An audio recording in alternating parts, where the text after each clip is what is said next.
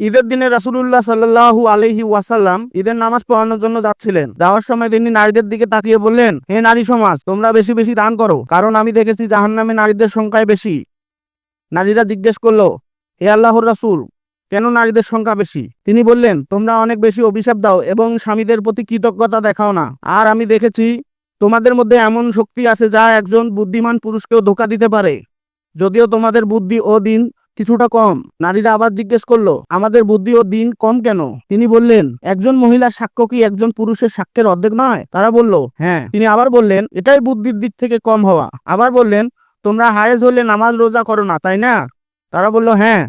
তিনি বললেন, এটাই দিনের দিক থেকে কম হওয়া। মূল শিক্ষা: নারীদের দান সৎকার করতে উৎসাহ দেওয়া হয়েছে। স্বামীদের প্রতি কৃতজ্ঞ থাকা উচিত। অভিশাপ বা বদদোয়া বেশি না দেওয়া উচিত। দিনের কিছু বিধান নারীদের জন্য আলাদা, যেমন হায়েজকালে নামাজ না পড়া, রোজা না রাখা। এখানে নারীদের অপমান করা হয়নি, বরং সচেতন করা হয়েছে নিজেদের চরিত্র ও আমল ঠিক রাখার জন্য।